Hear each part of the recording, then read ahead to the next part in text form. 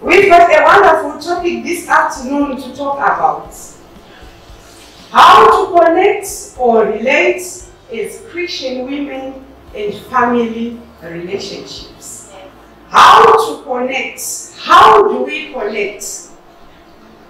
There's a few definitions that I want to give before we get into the detail of the topic. Number one, connect. Definitions, please. Connect. Connect is to join together two or more things. That's one definition, joining together. Or is to have a link with something.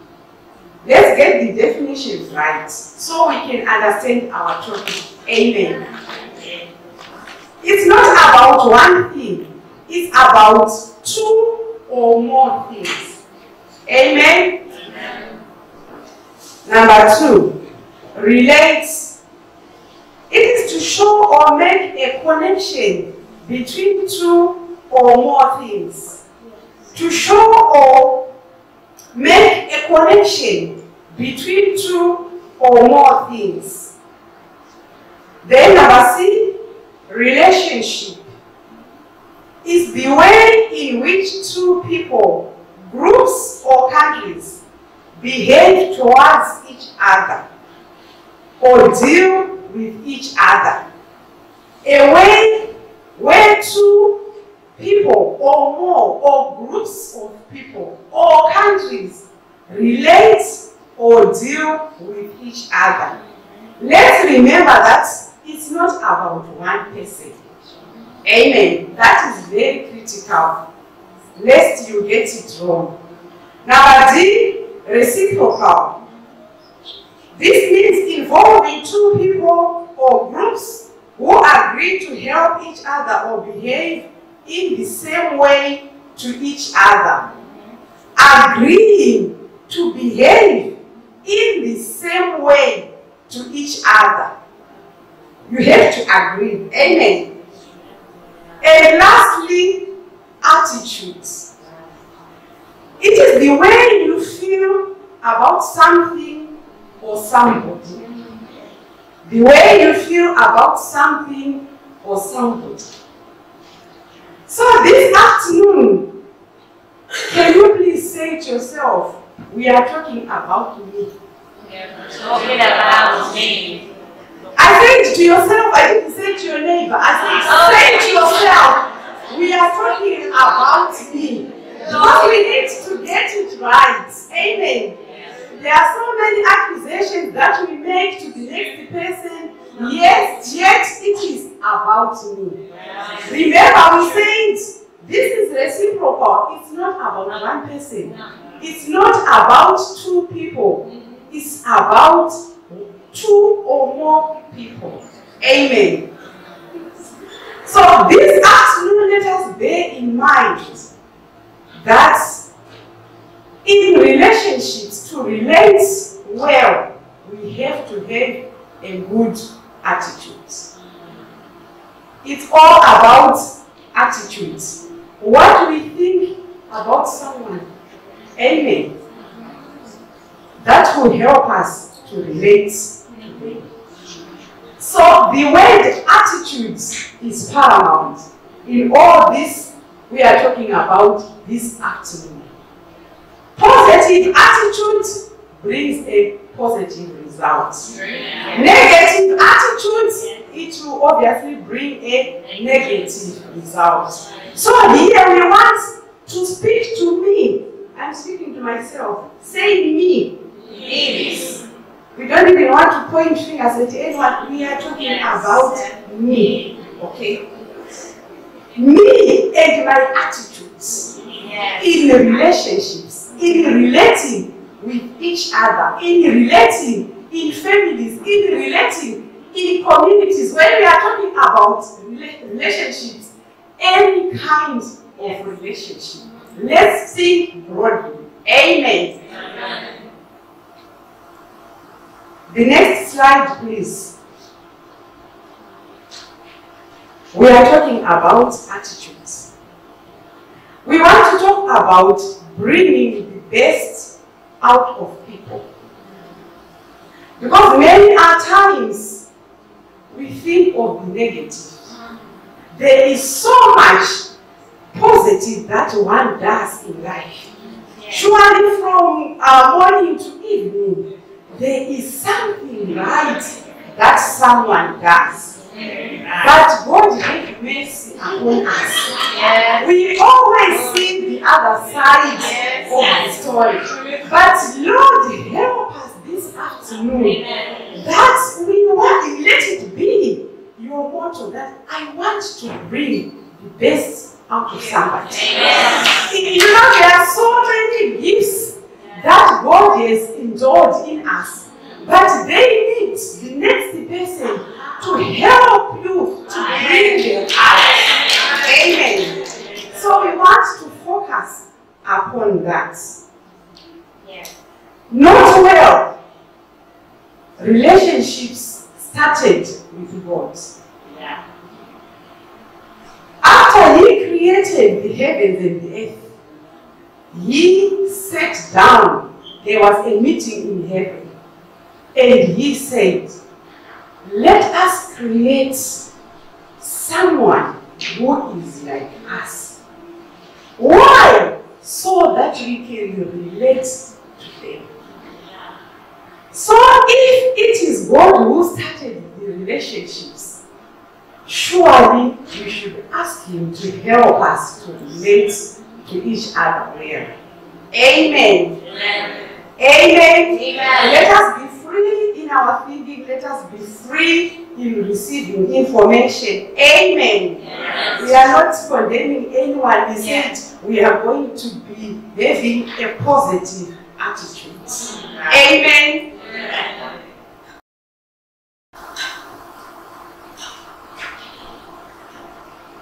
You have got something to offer that nobody else can give. Every time when you meditate upon your life, tell yourself, I've got something that nobody else, that no next person can offer. And if you don't offer that something, it means there is a gap that no one can ever fill, because it is you and you alone who is supposed to offer that thing.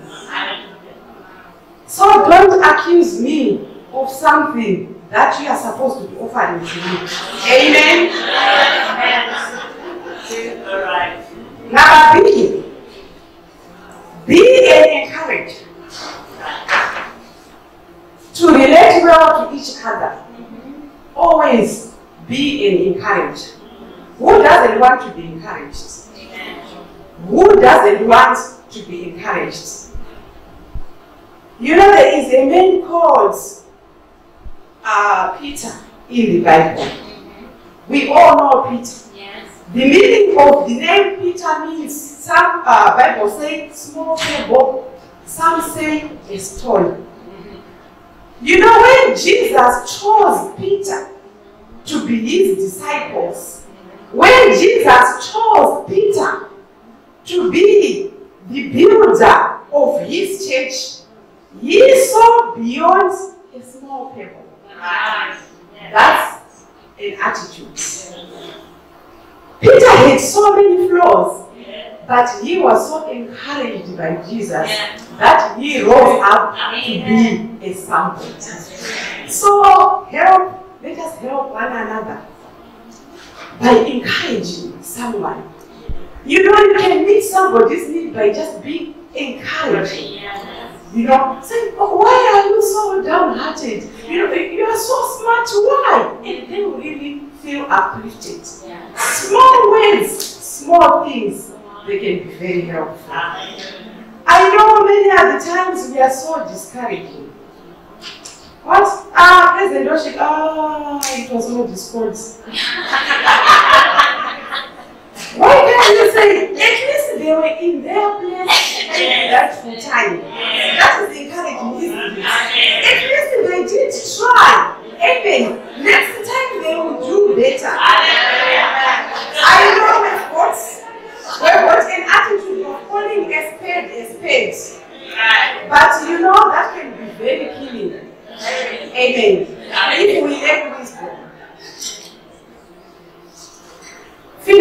chapter 2, verse 4 reads, rather in humility, value others above yourselves, not looking to your own interests, but each of you to the interests of others. Yeah. Looking for other people's interests. Yeah. That's what selfishness. Most of the times, we are looking at our personal interests. What can I gain from her? Right. What can I get from her? Right. What can she do for me? Yeah. But why can't you say when you wake up, what am I going to do for somebody? Don't say it. Amen. Amen. Amen. When I get to church, what am I going to do for somebody today? Who can I encourage who is downlifted so they can be uplifted? You know, if we all have that kind of an attitude, you know what?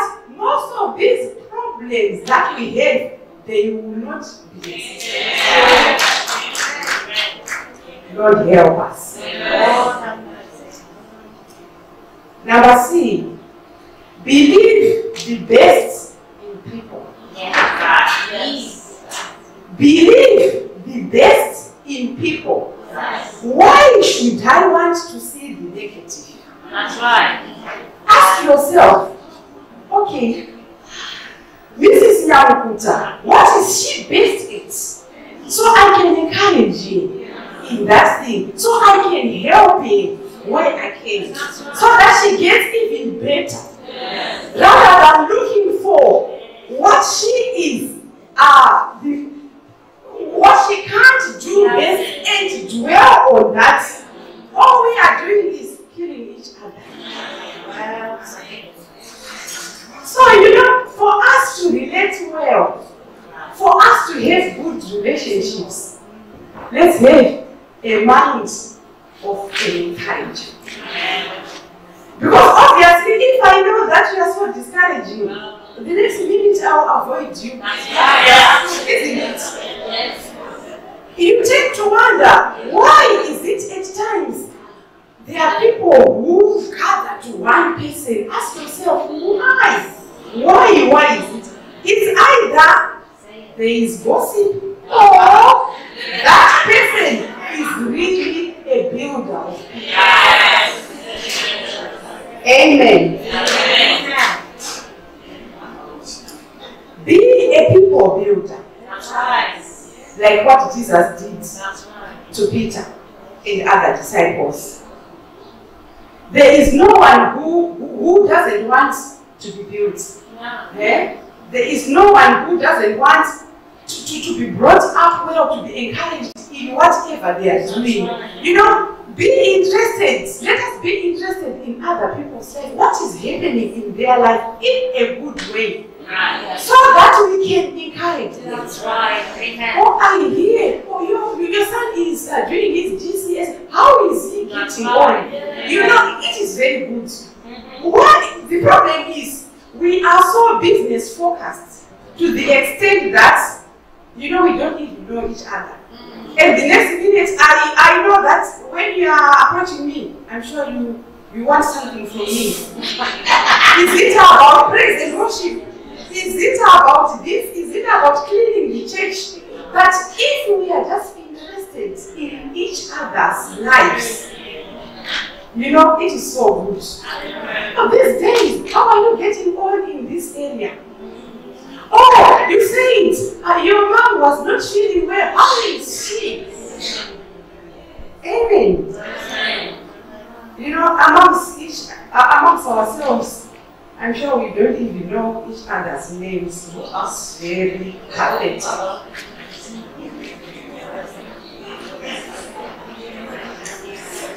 Let us help one another. Amen, amen. Our time is very short. Our time is very short, ladies. Let us treat each other well. Let us do what is right all the time. You know, if we just focus on doing what is right all the time, you know, we wouldn't be having any problems at all. Because I wouldn't have any time to think about the negatives. I wouldn't have even to waste my energy doing the wrong thing. Proverbs chapter 3, verse 27 reads, Proverbs 3:27. Do not withhold good from those to whom it is due, when it is in your power to act. We are talking about encouraging each other. Why is it that when I feel that today I am smart, you don't comment? You don't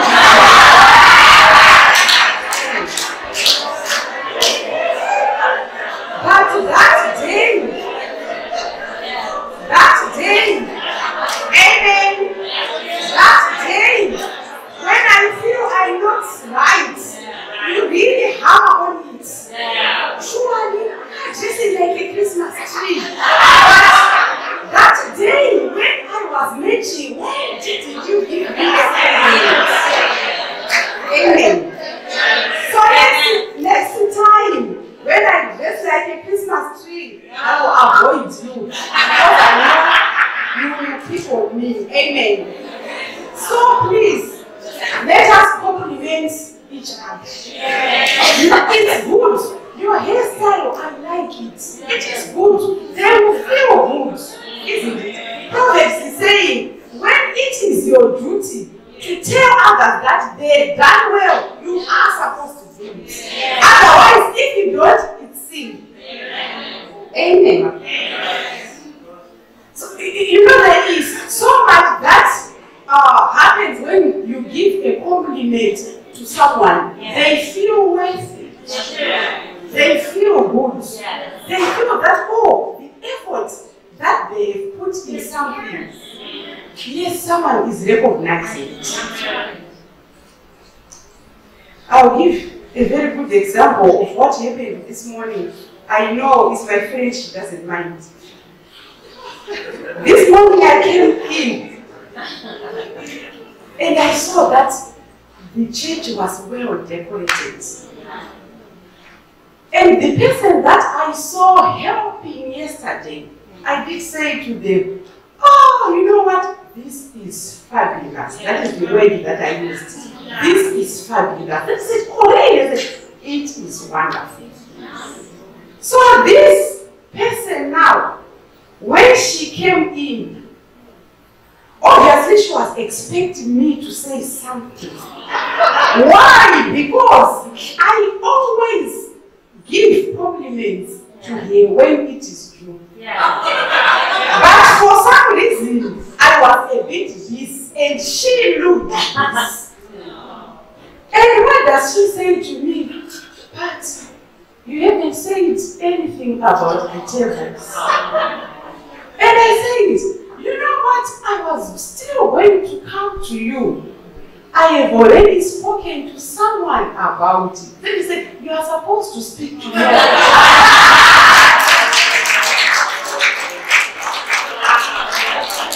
Amen. I'm not taking this. Mrs. says, is it right?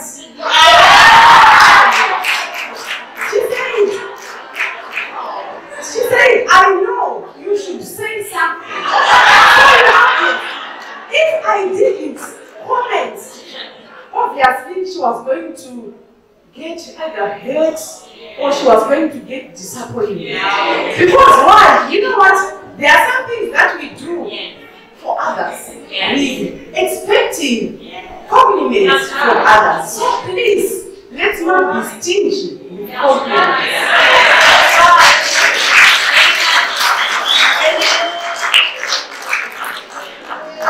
Number 8, be a giver, not a taker. You know, in relationships, be a giver. That's right. The word of God actually says, we won't even read that because we all know the verse. It is blessed to do what? To give than to receive. But why is it that you always want to receive? Let us be givers. You know, in our words, when we are saying giving, of tangible things. Our words, kind words, a phone call. I just want to say hello. Yeah? When somebody is calling, I'm sure they are giving me an assignment or they are asking me, but why can't you just put a message to say, just have a blessed day? Let's not be stingy with our words. Make someone else's day so that God can make yours. Well, that's being interested in other people's interests. What are they making today? You can be somebody's answer to somebody's prayer. What is that which they need at this particular moment? It can be a simple thing. A simple thing. Let's not even think about complicated things. Simple things making somebody's day. There is one of our domestic workers at work. She is wonderful. She does a good job. Whenever things are not right at work, she is away. So I always make sure that I give her a compliment. Sometime this week I said, you do a marvelous job. Your absence here is easily noticeable. Then she said, thank you. At least there's someone who appreciates. It's a simple thing, but to her, it meant a lot. Amen. Let's keep strife out of our lives. Keep strife out of your life. Let us note that, we were made differently. We are unique in the sense that it's you and you alone who is like you. Amen. So, just to see the next person is different from you. Just respect them as they are. Yeah. Keeping strife out of our lives. That's right. Let us choose to be a peacemaker. Wherever we are, let's strive to be at peace. I will read Proverbs 15, verse 4. Quickly. Proverbs 15, verse 4. It is paramount to be at peace. That's right. First of all, you have to be at peace with yourself. Right. You can't be at peace with the next person when you are not at peace with yourself. Yeah. Remember, we are talking about relationships. That's right. If you are not at peace with yourself, you can't relate well with the next person. That's right. Amen. Amen. Proverbs 15, verse 4 reads, "The soothing tongue is a tree of life, but a perverse tongue crushes the spirit." Amen. If you can't even tell yourself good words about yourself, what about the next person? Amen. John 14, verse 27. Quickly, I will read. It is important that we read these verses so that we understand why it is important to be at peace with the next person. John 14, verse 27. It goes, "Peace I leave with you, my peace I give you. I do not give to you as the world gives. Do not let your hearts be troubled and not be afraid." This was Jesus talking to his disciples. He says, "Peace I leave with you." He didn't leave anything else, any other thing apart from peace to his disciples. So it is very critical that peace be in our midst for us to relate well. As women, as families, in the community, etc. Amen. Romans 14 verse 19 also talks about peace. Being at peace. Yes. We are saying be a peacemaker. Yes, choose to live out of strife. Romans 14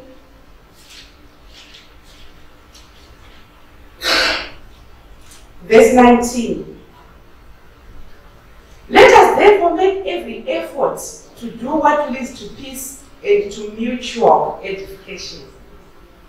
We have to make an effort to live at peace with the next person. Amen. Obviously, when there is no peace, as you can see on that picture, surely relationships can go haywire. So Lord, help us that we keep peace all the time, everywhere where we are. In Jesus' name, amen. Amen. Let's cover each other's weaknesses. That's keeping peace amongst ourselves. Let's cover each other's weaknesses. Why would you want to expose the next person? It's you who has seen whatever. It's you who has experienced whatever.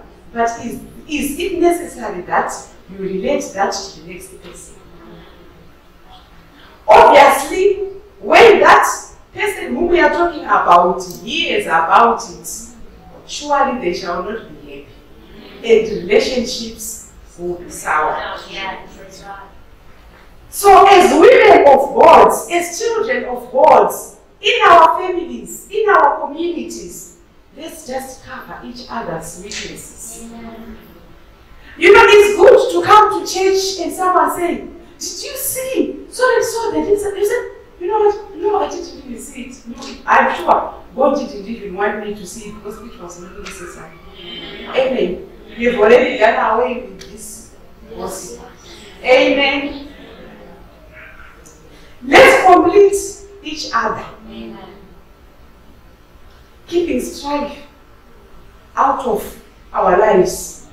Let's complete each other. As I have said earlier on, we were made differently. We've got different gifts. But let's cover the gaps for those gifts that I don't have. And I will cover you for those gifts that you do not have. Amen. That's completing one another. And at the end of the day, Yes. that edifies God. Yes. Amen. Amen. You know, if we just walk in a positive attitude, these trivial Yes. problems that tend to be molehills, at the end of the day, they tend to be mountains. That's right. They won't exist in our midst. Amen. Amen. If it happens that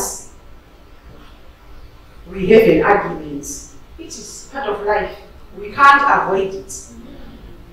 Let's argue peacefully. Amen. We can't run away from it because we've got different mindsets, isn't it? Yes. But let's argue in a peaceful manner. Amen. You know, at the end of the day, we shake hands and we say, you know what? I think you were right. Amen. It's because it's part of life. We cannot run away from it. But let's do it peacefully. You see, I do admire politicians in this country. You know, when you listen to some of these debates, you say, oh my God, these people, they really say what they want to say. But at the end of the day, they shake hands. They work together. They live together. That's arguing peacefully. Amen. As I said earlier on, peace starts with me. Me. Say me. Me. Say peace starts with me. Peace starts with me. Peace starts with me. Peace starts with me. So don't expect somebody else to bring peace to you. No. It's you who has got to bring peace to yourself and bring peace to your environment. Amen. Hallelujah. Amen. James 4 verse 17 says, if you know what is good and you do not do it, it is sin. So if you know that you are supposed to be a peacemaker and you do not make peace, you are living in sin. Amen. Lord, help us. Invest in your relationships. Oh, this one is critical. This one is serious. Invest in your relationships. Let's overlook other people's faults, for you to achieve what you want to achieve. As long as you put that barrier between you two, you will not see the other side of them. You will not achieve what you want to achieve. Suppose they've got £1 million. They want to help you. And you say, but your mother is a witchcraft. And they are saying, I can help you. You are in financial crisis. I can help you. But you say, but your mother is a witchcraft. Why can't you see beyond that and get the help that God has come to give you? Amen. How do we invest in relationships? A. Make relational accounts. Let us make relational accounts. What do I mean? Remember, I said be a giver, not a taker. For you to go to the bank right now to withdraw some money, surely you should have put it in someone. Amen. For you to withdraw love from someone, surely you should have put it.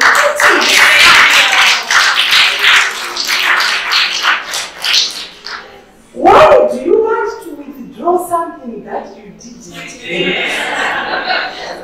Selfishness. Amen. So Lord, help us that in our lives, let's strive to bank something in our relations. How can I bank into a relationship? A simple phone call to say to Mama Shomona, how is Elisha? You start a conversation.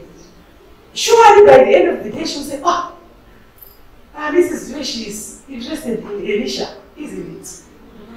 A simple text, we are investing into relationships, we are banking.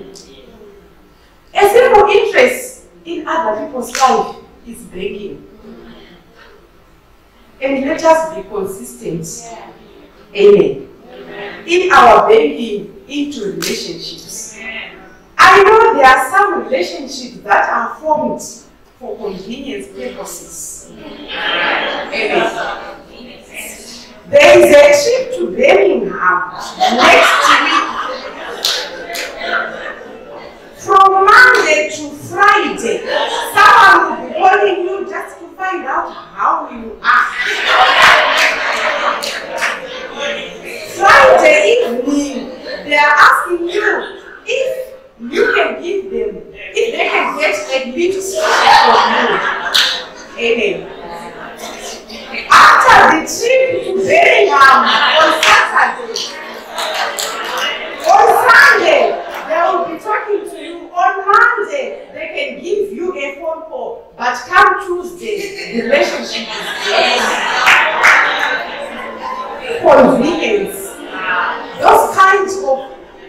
That kind of a relationship is unhealthy. It's unhealthy. So that's why I'm saying, let us be consistent. Let's make time for each other. Why time. No! Make 10-15 minutes after service to greet others. How are you? How is your week like? How was the service? Amen. I want to confess myself. I am very good at that. I am usually the last person. At times, I will be made up to lock up this building, not because I want, because I'm now the last person left here. What will I be doing? Just communicating with people. There are times when my husband says, today if you feel that you really want to fellowship with people, we'll go to church in separate cars. And he is very comfortable with that because he knows I can talk. Talking about what? Nothing really. Talking out how are the children. I can greet all of you with no problems. Why? I'm just investing in relationships. Do you know one day I was really surprised? One day I was really surprised. I don't really make an effort because that is my gift. Just fellowshipping with people and doing that. One day I was really surprised. Someone said, Mrs. Joy, I was about to go, but I had to come back to greet you because I know my week won't be right. Said, that's why I said, I just felt I couldn't go home without greeting you. Amen. Isn't that investing into this relationship? Amen. How wonderful that it is. Let's encourage, let's build one another, that is investing in relationships, showing kindness, showing respect, being cheerful, being pleasant, loving one another, giving compliments, acknowledging, and making time for others. Amen. How do we withdraw from relational accounts? And that is very critical because that can really be a pain in other people's lives. Just withdrawing from relationships. Not even depositing, just withdrawing. Amen. Surely if I go to my bank every day and just withdraw, at times my banker will say, what is happening? Isn't it? Yeah. Just withdrawing, no deposit, just withdrawing. That is selfish behavior. Yes. Thinking of your own needs only, which can really be draining to other people. And you know what? People can actually avoid us if we are just people who withdraw from others. Someone can say, you know what? I think you have been avoiding me. You are not talking to me. But my question is, have you tried yourself talking to me? If you have concluded that I am avoiding you. Amen. This is selfishness, isn't it? They are just thinking of themselves. They are thinking that I am avoiding them. Maybe now I actually have a problem that needs maybe you to be an answer to that problem. Amen. Amen. These days you are so busy. We can't even relate with you. My husband will always say, I haven't moved from my postcode. If you can't get me per phone, if you come to my house. Amen. We are just talking about, investing in relationships. Unforgiveness can also cause unforgiveness can also hinder our relationships or hinder the way we relate. That is how we can withdraw from our relational accounts. We find that most relational accounts, they are overdrawn. They are always in red. Why?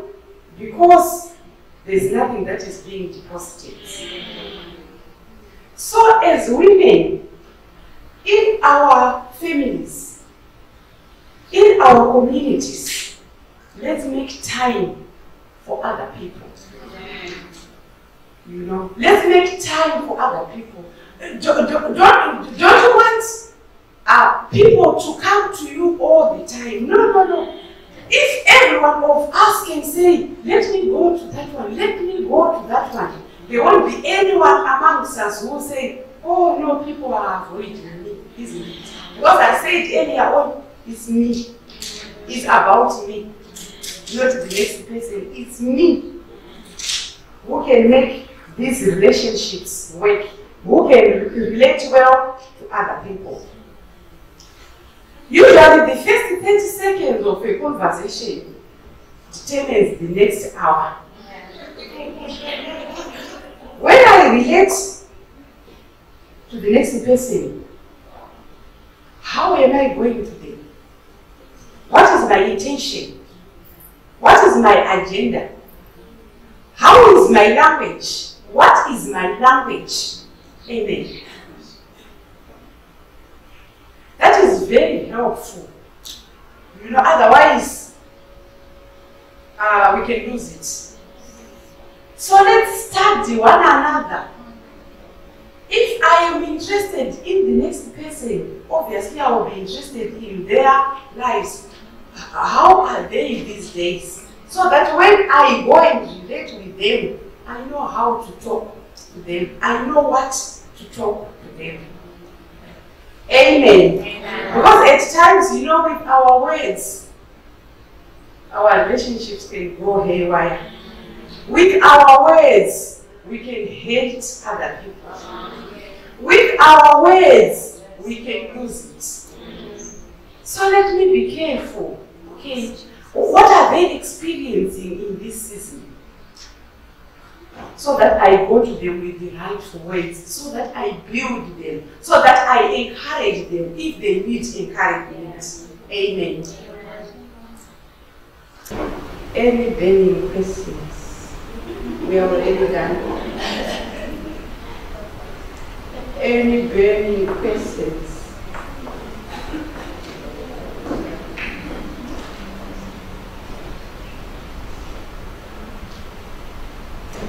In conclusion, it is paramount to cultivate relationships.